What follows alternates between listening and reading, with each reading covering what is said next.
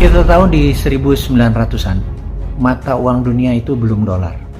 Mata uang dunia itu masih Swiss franc, masih pound sterling, terutama pound sterling. Kemudian di tahun 1910 ada sebuah meeting rahasia yang terjadi di Jacqueline Island. Meeting itu antara Partai Demokrat, Partai Republik, dan penggagasnya, keluarga Rothschild. Intinya Rothschild dan Partai Republik menginginkan mata uang dunia akan menjadi dolar. Sekali lagi, ini di Amerika loh ya.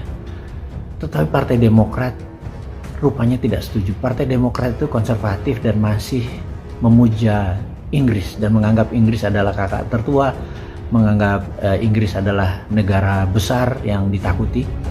Tapi Partai Republik dan Rothschild melihat dari sisi yang lain. Sebenarnya Rothschild ini gedenya juga di Eropa, gedenya juga di Inggris. Tapi mereka melihat potensi yang lain bahwa Amerika bisa menjadi negara superpower karena keinginan Amerika untuk menjadi negara superpower itu besar sekali. Nah, di tahun 1910 itu tidak terjadi kesepakatan. Dan ada yang menarik, bahwa separuh dari anggota Partai Demokrat tersebut ada di kapal Titanic, dan kapal Titanic adalah pembiayanya adalah Rothschild. Jadi kita nggak mau bicara konspirasi bahwa kapal itu tenggelam karena ditenggelamkan, tapi yang jelas separuh dari anggota Partai Demokrat pada saat itu meninggal, sehingga terjadi sewaktu rapat akhir tentang menguatkan dolar atau menggunakan dolar sebagai currency dunia. Strategi itu disetujui karena seluruh mendapatkan suara mayoritas. Dan sejak saat itu dolar bergerilya, alias Amerika bergerilya ingin menjadikan dolar menjadi mata uang dunia. Dan hal ini terjadi menjadi peluang, yaitu pada saat 1914 sampai 1918 Amerika mengirim 1 juta tentaranya dengan berharap Eropa rata tanah. Ternyata Eropa hanya kacau saja, dan terjadi Perang Dunia Kedua 1936, sudah mulai ekspansi 1939 puncaknya. Amerika masih getem-getem, alias tunggu-tunggu aja gitu ya, mau masuk tapi ya tunggu-tunggu aja. Sampai aja Eropa rata tanah di tahun 42, 43 baru Amerika masuk. Dan emang Amerika mengarah ke Eropa rata tanah, dan sesuai dugaan sebelum perang itu terjadi ada puncaknya adalah rapat di Bretton Woods, di mana ada kesepakatan dunia adalah tidak ada ingin perang dunia ketiga lagi. Untuk tidak ada perang dunia ketiga lagi, dunia harus sepakat, yaitu harus ada sistem currency. Dan currency yang dipakai adalah dolar. Yang kita tahu adalah delegasi Perancis waktu itu menolak. Tapi singkat cerita, dolar berkuasa sekarang. Nah, untuk membuat dolar berkuasa itu dari tahun 1910 sampai 1945, 35 tahun Amerika serius menggarap untuk menjadikan dolar mata uang dunia. Sebelumnya adalah pound sterling. Nah, inilah yang Newman usulkan ke depannya. Newman mengharap ke depannya itu mata uang dunia tidak lagi berbasis currency atau mata uang, tetapi menggunakan alat tukar yang namanya emas. Kita tahu gramasi emas, beratnya emas dimanapun adalah sama, dan value-nya adalah sama, nilainya adalah sama. Apa yang terjadi kalau kita misalnya ingin membeli tas gitu ya di Louis Vuitton di Paris sana, harganya 3.000 euro atau sekitar 40 gram emas. Kalau kita bilang boleh nggak aku bayar pakai emas 40 gram emas, dan dia bilang oke, kita transfer emas digitalnya, dimana fisiknya pun dia bisa ambil, dan dengan transfer emas tadi maka barangnya diambil, jadi emas menjadi alat tukar. Nah, inilah asal muasal dinaran. Dinaran adalah aplikasi payout system dari gold payout system. Jadi awalnya kita ini adalah jual beli emas dulu, kemudian sekarang adalah dinaran 2.0. Apa itu dinaran 2.0? Dinaran 2.0 adalah aplikasi tukar emas. Jadi emas menjadi alat tukar. Misalnya ada HP harganya 2 juta, maka dia ada dua harga. Satu 2 juta rupiah, yang satu lagi adalah misalnya 2,2 gram emas.